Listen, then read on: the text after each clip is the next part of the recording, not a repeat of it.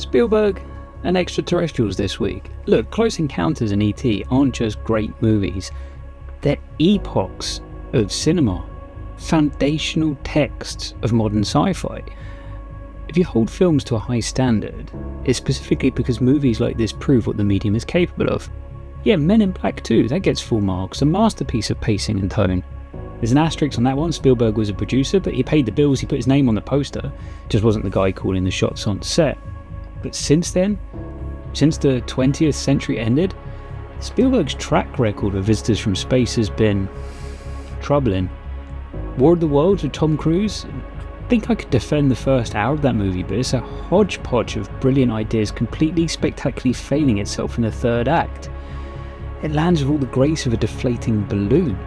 And then Crystal Skull, I don't want to give it its full name, crowbarring interdimensional aliens into Harrison Ford's prostate exam was the ultimate no-no.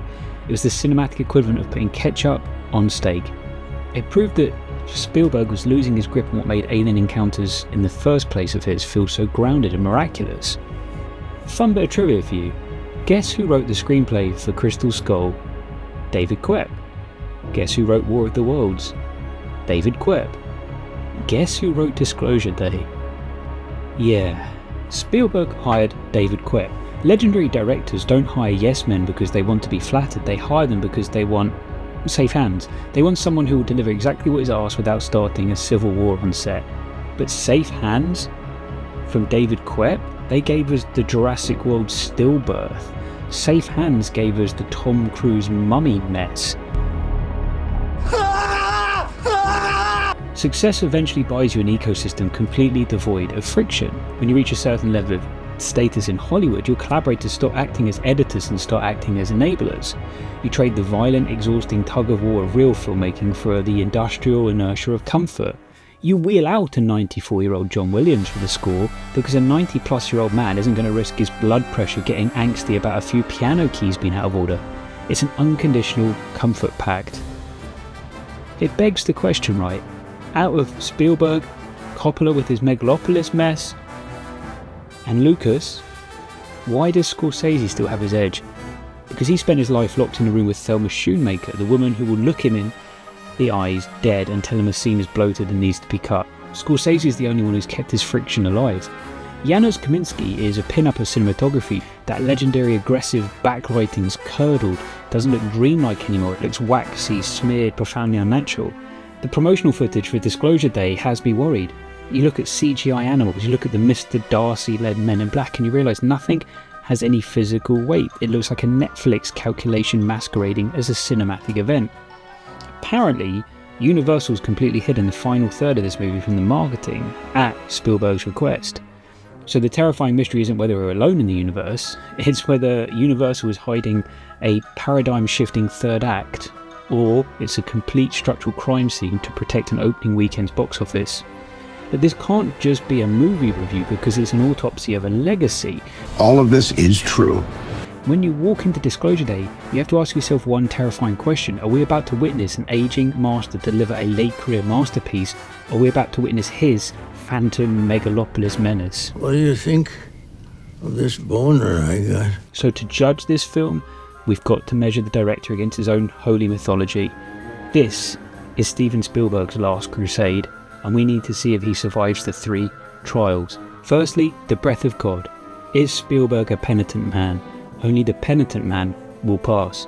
Is Spielberg going to kneel before the craft for this movie? Does he strip away the billionaire ego and the comfortable CGI safety nets to actually sweat the details behind the camera? Or is he going to walk in standing tall with the arrogance of an untouchable legacy actor who thinks his first draft is flawless? And that leads us to the word of God. Did David Koepp and the Yes Men build this movie on a solid classical narrative foundation? Did they respect the structural pacing and genuine human stakes?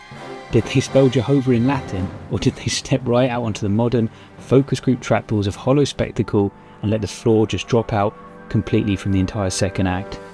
And then finally, the path of God, the leap of faith, the invisible bridge of studio financing.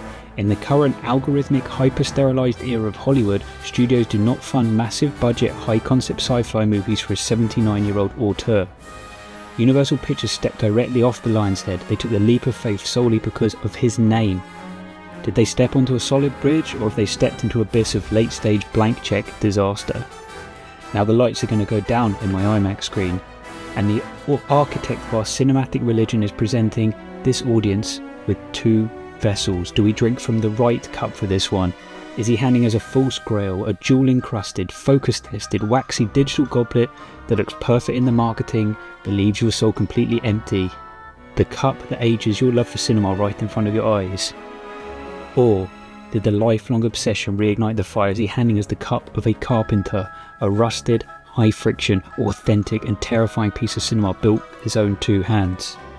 Hey everyone, John Roque here with my just out of the theater reaction for Disclosure Day. Woo, baby! What a movie. What a movie. This is some of the best of Spielberg. I'm telling you, this is Minority Report Spielberg. This is E.T. Spielberg. This is Jurassic Park Spielberg. Great, thanks, we can pack up. Job done. The 79-year-old billionaire did it again. Let's go home. Hang on a minute.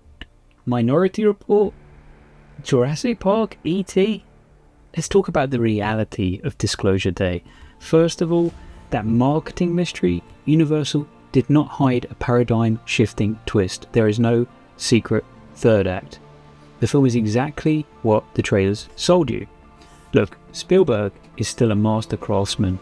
The man can move a camera around like nobody's business. There are sequences in here that are an absolute delight, filled with genuine humour, fun, and that classic Spielbergian awe. Performances solid across the board. Emily Blunt, the absolute standout here. Very heavy job she has to carry on her shoulders, and she does it well. Coleman Domingo, I would honestly pay money to have this guy read me the phone book and we can share a hot toddy under a blanket while he does it. His voice is pure silk. Colin Firth, he's rock solid as the antagonist and what he has to do. And my soft spot for Josh O'Connor just got even softer. Seriously, make this guy Bond already. But a masterclass in directing cannot save a script that has had every single edge sanded off. In a recent interview, Spielberg actually mentioned he wrote a lot of the story down on his iPad Notes app. He was on his holiday somewhere, most likely drinking pina coladas and eating chilled monkey brains. Then he emailed it to his old buddy David Koepp, who printed it out, rustled a few pages, left some coffee mug stains on the title page and said, "Done." There is zero friction in this movie. It relies entirely on an actual magic wand. And Disclosure Day thinks that by waving the magic wand to solve the character's problems, it also applies to all of humanity's problems. Every systematic, geopolitical and societal wrong in the world, don't worry, Spielberg solves it all on his D-Day, and then we're just done. This comes from a place of frustration because this feels like a massive wasted opportunity. But the most frustrating part of Disclosure Day is the sheer arrogance of the message. We're actually watching a billionaire telling us he has the answers to all the absolute shite going on in the world right now. He genuinely thinks the extraterrestrials showing up and saying, "Hello," would somehow fix us. It would certainly change our perspective, but it wouldn't change our fate. Look back at Munich. Look back at War of the Worlds. Those were films where Spielberg was actively wrestling with the cycle of violence. They had teeth and grit. Disclosure Day completely misses the point because it ignores the cycle of humanity. We are doomed as a species, ultimately, because we fundamentally refuse to learn from the lessons of our own past. The film tries to fleetingly touch on these massive heavy themes: corporate greed, the loss of faith, the vital importance of reporting the unvarnished truth. But these stories are so much better told in isolation, grounded in reality. You want to see the importance of the truth? Go watch Spotlight. Go watch Spielberg's The Post.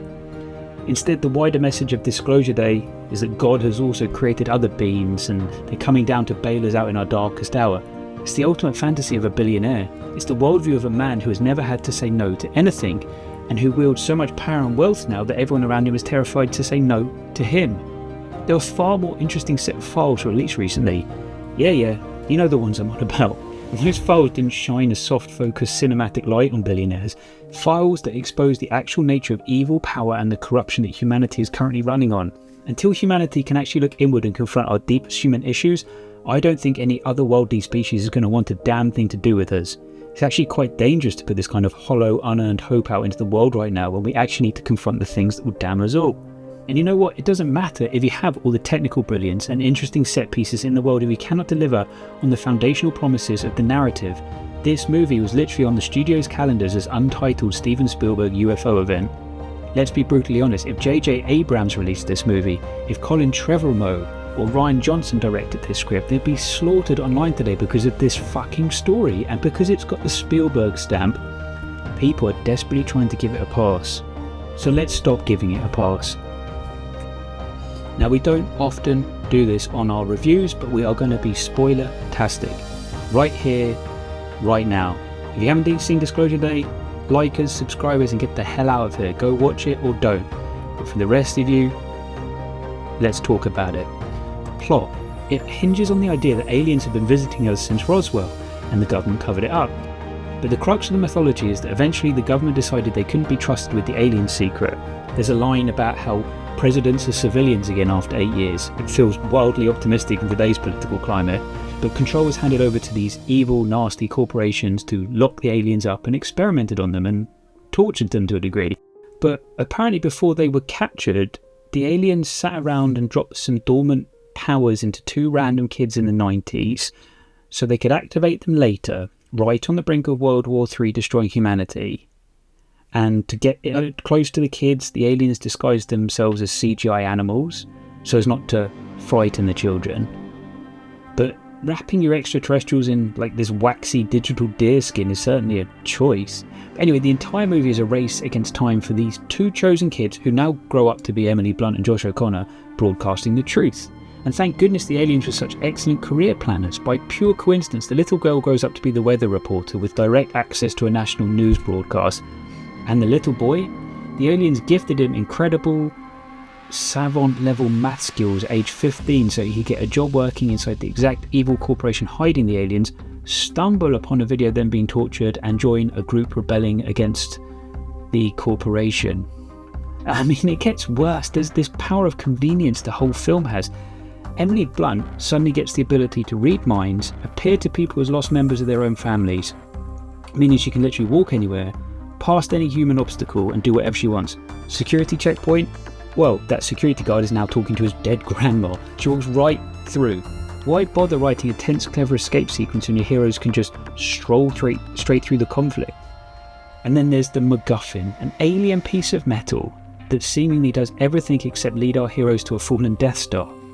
Colin Firth's evil corporate villain uses it to teleport his mind anywhere in the world, allowing him to get to our heroes at least 3 or 4 times and catch up with them.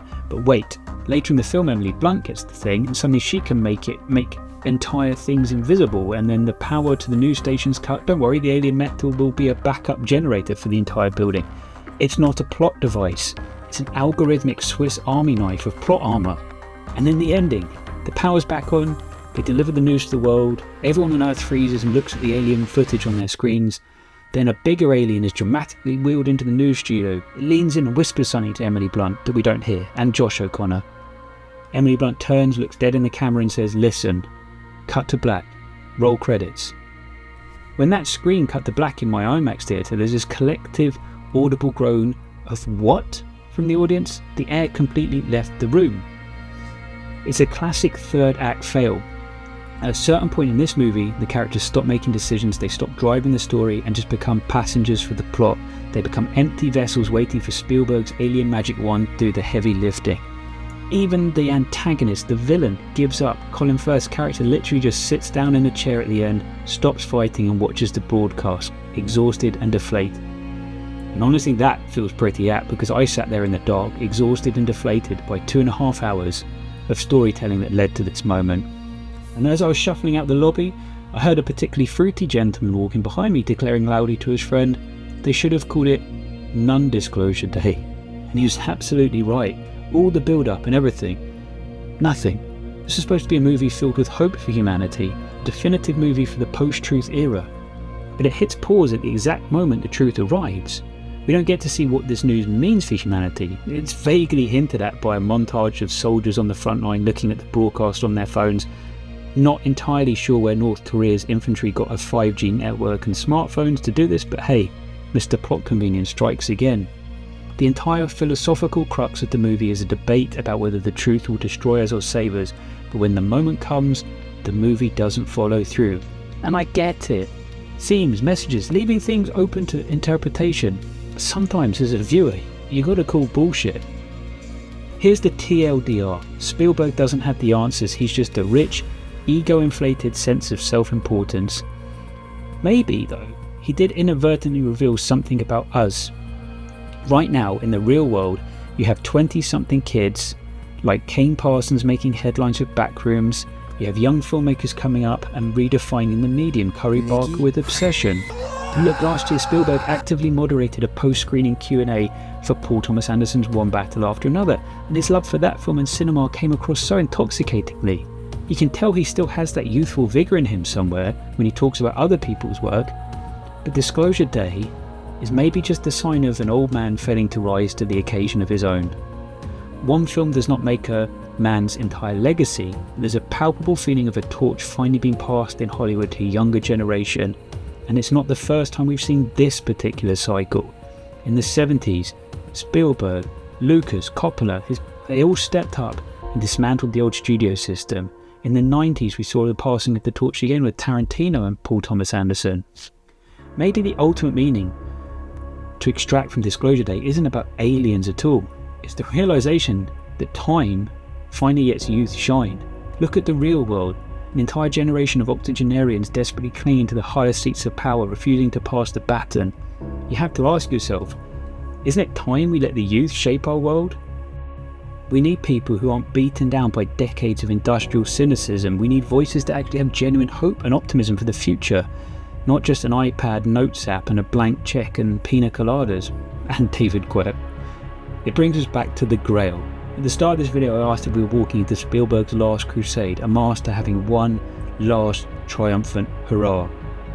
But after sitting in the IMAX theatre and watching the architect of our cinematic religion choose the polished, frictionless digital goblet, I realised I had the title wrong. This was not Spielberg's Last Crusade. This was Spielberg's Lost Crusade.